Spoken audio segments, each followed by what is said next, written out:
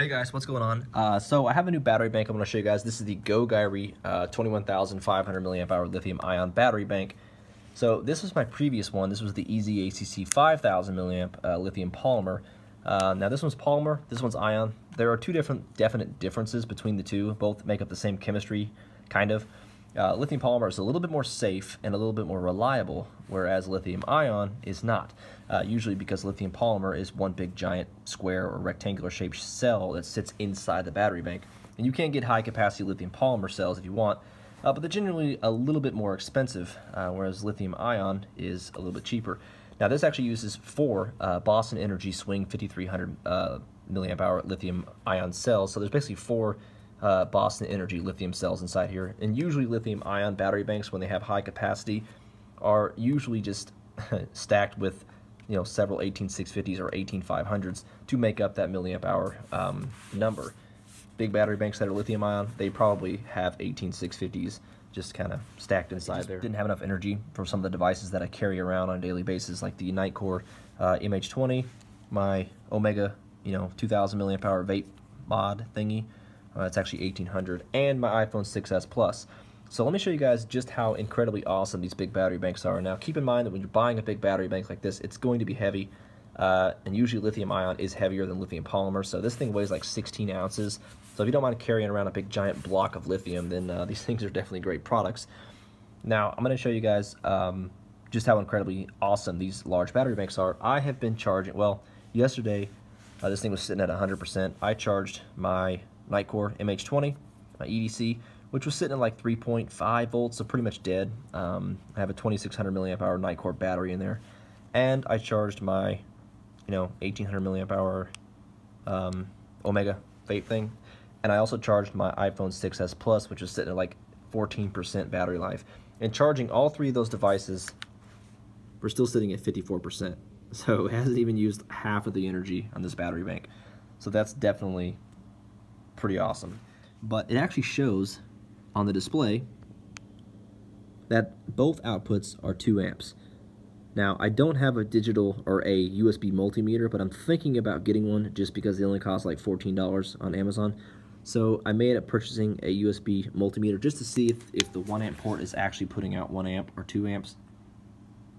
And I wanted one with a 1 amp. It's kind of hard to find high capacity battery banks with a 1 amp port because they're usually 2 amps on both or 2 amps on all 3. There isn't a whole lot that has that have 1 amp ports or 1000 milliamp ports, and I wanted that because even though I'm charging devices like the iPhone 6s Plus and Nitecore MH20 and all that, these can probably take 2 amps of charging, consecutive charging.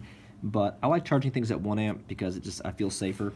It's not getting really that hot, so that was kind of the big deal. I wanted 1 amp ports.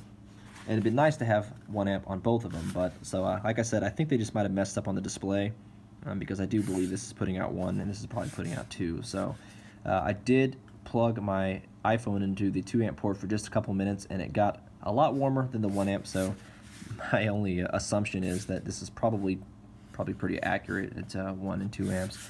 So like I said, I'll get a USB multimeter and find out, but pretty sure they're pretty accurate on the both outputs. Now you can pick this battery bank up on Amazon for $32. Expect like $6 or $7 for shipping unless you have Prime. I think you can get this thing free shipping with Prime, but I do not have Prime, so you glance at this thing from far away, kind of looks like it says Google. See, look, Google. Versions of this particular model, they make one with the display and one without the display. They both have the 4 Boston Energy cells in there, so they're both 21,500 milliamp hours. But one of them has a display, one of them has a little LED light indicator, and I don't like those light indicators. I find these displays to be a lot more, just a lot better than the 4 LED bar type. Now the version without the display is like $25, and this one's $32. So you might as well spend the extra $7 and get the display one because I'm assuming that it's pretty accurate down to probably 1%. It actually says in the instruction manuals. Actually, I will go get it for you. Look, that says 1 amp. Why does mine not say 1 amp? Ooh, they messed my display up. Okay, so here's the box. It shows infinite on the time. And if you use the, wow, it's in Spanish. Okay.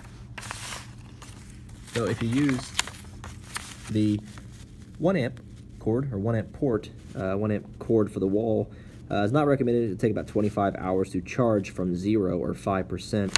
So if you use the standard iPhone charger, it will take like 2 days to charge this thing. So optimum, best thing is to use a 2 amp charge port. If you don't have one, and all you have is a 1 amp, they're only saying not recommend because they probably don't want this thing on the charger that long. But if that's all you got, you can use it probably, I'm sure, until you actually get a 2 amp. Luckily for me, I do have a 2 amp LG charge cable, wall outlet, so I use that. So it still takes 13 hours to charge. I probably covered everything except this little light here. Check that out. Kind of funny, you have this little light right here. I guess they don't expect everybody to have these things, or everybody that has these things to have powerful flashlights, you know, like the through night. My God, it's a big difference. Anyways, I can't even imagine how long this light would last if this thing was fully charged, if you left this light on.